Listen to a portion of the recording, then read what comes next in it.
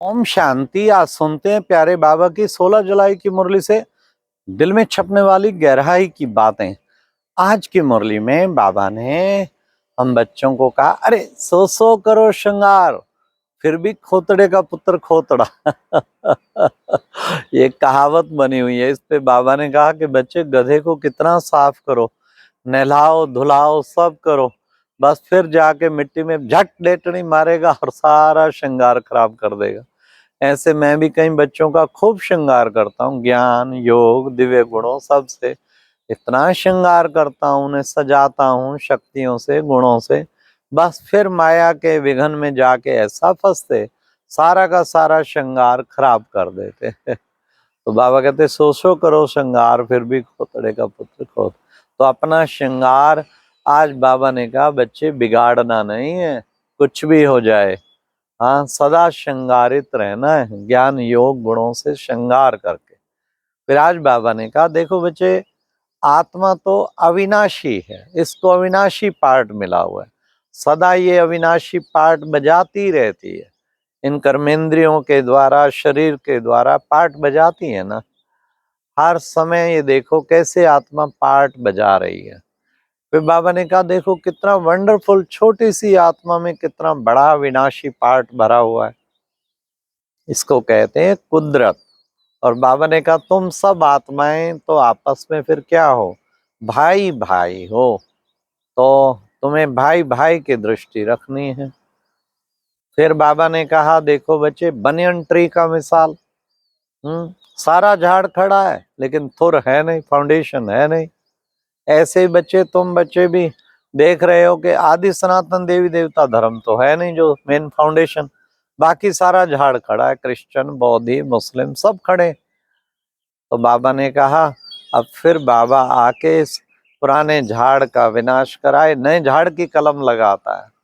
आज बाबा ने कह दिया कि मैं आया हूँ अनेक धर्मों का विनाश करके एक सत धर्म की स्थापना करने के लिए, एक आदि सनातन देवी देवता धर्म की स्थापना करने के लिए। फिर बाबा ने कहा तुम बच्चों को सदैव हर्षित मुख रहना है, हर्षित मुख रहना है, कभी भी तुम्हें नाराज नहीं होना है। हाँ बाबा ने कहा किसी से भी नाराज नहीं होना। देखो बच्चे मेरे को कितना गालियां देते हैं, मैं कभी गुस्सा करता हूँ क्या, और ही अपकारियों पर उपकार करता हूँ। ऐसे ही तुम बच्चों को भी बनना है, सदा मुस्कुराते रहना है। तुम्हारी अवस्था कैसी होनी चाहिए, अचल अडोल स्थैर्य होनी चाहिए, छोटी छोटी बातों में मूंझना नहीं है, उदास नहीं होना है बाबा ने कहा। इसलिए अचल अडोल स्थैर्यम अवस्था होनी चाहिए। तो बाबा ने कहा अभी तुम बच्चे क्या ठहरे, तुम हो आस्तिक। हाँ, आस्तिक कौन, जो बाप और रचना और रचता के आदि मध्य अंत को जानता, वो बन जाता आस्तिक। तुम हो सच्चे सच्चे आस्तिक। और बाबा ने कहा देखो बच्चे, मैं कौन हूँ, मुझे कहते हैं ज्ञान का सागर, और इस सृष्टि का चैतन्य बीज रूप, मैं इस पूरी मनुष्य सृष्टि का चैतन्य बीज बीज। जैसे देखो बच्चे झाड़ का भी बीज होता है ना, वो जड़ है, इसलिए वो आदि मध्य अंत नहीं जानता, लेकिन मैं तो तुमको आदि मध्य अंत का पूरा राज बताता हूँ। तो इस झाड़ का मैं बीज रूप हूँ।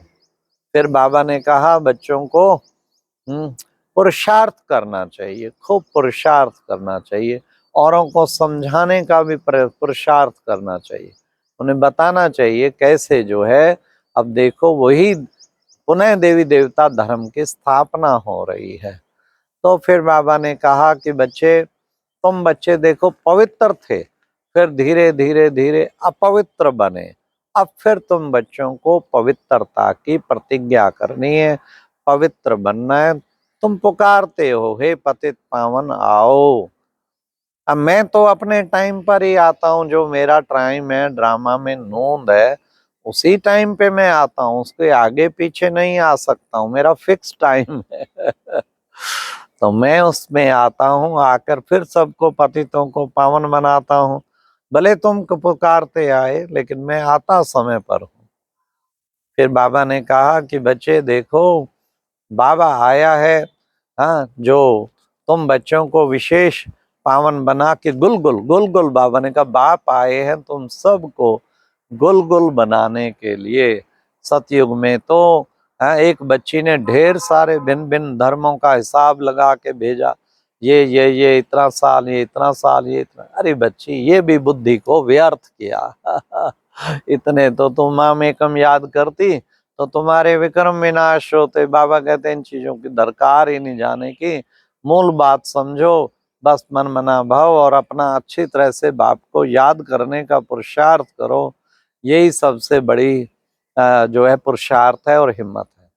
फिर बाबा ने कहा कि देखो बच्चे, कितना तुम बच्चों को बाबा आके समझाते, परंतु ये है पढ़ाई बच्चे, इसमें श्लोक आदि की दरकार नहीं। उन शास्त्रों की पढ़ाई में तो बच्चे एम ऑब्जेक्ट तो बच्चे होता नहीं। यहाँ तो एम ऑब्जेक्ट है, नर ऐसी करनी करे जो नारायण बन जाए, नारी ऐसी करनी करे जो लक्ष्मी पद पाए। तो यहाँ तो बच्चे एम ऑब्जेक्ट है। फिर बाबा ने कहा तुम बच्चे कितना पवित्र बन अपना श्रृंगार करते हो। फिर बाबा ने कहा चित्र जो बने हुए हैं ना, इनको कपड़ों पे चित्रों को बनवा के फिर अच्छी तरह सजा के फिर चारों ओर इसके द्वारा सेवा करनी चाहिए, फिर उन्हें समझाना चाहिए। बाबा ने कहा कि बच्चे देखो, तीन चीजें हैं मेन, क्या? ज्ञान, भक्ति, वैराग्य। तुम्हें पहले ज्ञान मिलता है, भक्ति छूट जाती, फिर वैराग्य आता है। तो ज्ञान, भक्ति, वैराग्य, या यूं कहें सतयुग त्रेता ज्ञान स्वरूप, द्वापर कलयुग भक्ति, और फिर आ जाता वैराग संगम पे वैराग्य। बाबा ने कितना अच्छा बताया, ये ज्ञान भक्ति वैराग का बच्चों को राज समझना है। फिर बाबा ने कहा कई बच्चे तो पुरुषार्थ कर तूफानों को उड़ा देते, माया के तूफान बहुत आते लेकिन वो उड़ा देते हैं, अच्छी तरह पुरुषार्थ करते हैं जिससे माया के तूफान सब उड़ जाते हैं। अच्छा, बच्चे कहते हैं ना ब्रह्मा देवताय नमः, विष्णु देवताय नमः, शंकर देवताय नमः, फिर लास्ट में बोलते हैं शिव परमात्माय नमः नमः। शिव परमात्मा को बारंबार नमस्कार। तो ब्रह्मा विष्णु शंकर का भी रचयिता वो तो शिव बाबा ही है। इसलिए बच्चे, तुम बच्चों को किसी भी बात में डरना नहीं है, उदास नहीं होना, क्योंकि अब तुम सब जाते हो कहाँ? शांति धाम। तो बाबा ने कहा नाराज होने की तो बात ही नहीं, क्योंकि सब कुछ ड्रामा में नोंद है। माया के तूफान तुम्हें हिला नहीं सकते, कितना भी आए माया तुम्हें हिला नहीं सकते। फिर बाबा ने कहा पहले पहले आदि सनातन देवी देवता धर्म था, कितनी पवित्रता, सुख, शांति सब कुछ उसमें था। नई दुनिया में है अपार सुख और पुरानी दुनिया में है अपार दुख। फिर आज प्यारे बाबा ने वरदान में कहा कि बच्चे सोच समझ कर हर कर्म करके करने वाले पश्चाताप से मुक्त ज्ञानी तो आत्मा। बाबा जब सोच समझ के काम नहीं करते ना, फिर पश्चाताप बहुत होता है, ये क्या हुआ ये। तो बाबा कहते सोच समझ कर हर कर्म करने वाले, आदि मध्य अंत उसका जान के, हाँ, त्रिकालदर्शी की सीट पे सेट होके फिर पश्चाताप से मुक्त हो बन के। तो बाबा ने कहा ऐसे ज्ञानी तो आत्मा भव, ऐसी आत्माओं को ही ज्ञानी तो आत्मा कहेंगे, करके पछताना, फिर ज्ञानी तो आत्मा नहीं कहेंगे। और बार बार पछता के फिर करते रहना, तो ये तो माया के कुचक्र में फंसे हुए हैं। इसलिए हमें, हाँ, थिंक बिफोर यू स्पीक, इसे करने से पहले सोचें, विचार करें, नेगेटिव को अवॉइड करें, पॉजिटिव करें। तो आज की मुरली में स्लोगन था रहम दिल बन सर्व गुण सर्व शक्तियों का दान देने वाले ही मास्टर दाता है। तो रहम दिल बने पहले, कोई कैसा भी हो, रहम का गुण सब प्रकार की नफरत निकाल देता है, नेगेटिविटी निकाल देता है, कोई अपोजिशन किससे नहीं रहती। रहम दिल बन सर्व गुण सर्व शक्तियों का दान देने वाले ही मास्टर दाता हैं। तो हमें रहम दिल बनना है, रहम इतना करना है, रहम के गुणों का, शक्तियों का, उससे जो है बहुत ऊंचा उठता है व्यक्ति। तो रहम दिल बन सर्व गुण सर्व शक्तियों का दान देने वाले ही मास्टर दाता हैं। अच्छा, ओम शांति। ये थी आज की मुरली से दिल में छपने वाली गहराई की बातें। ओम शांति।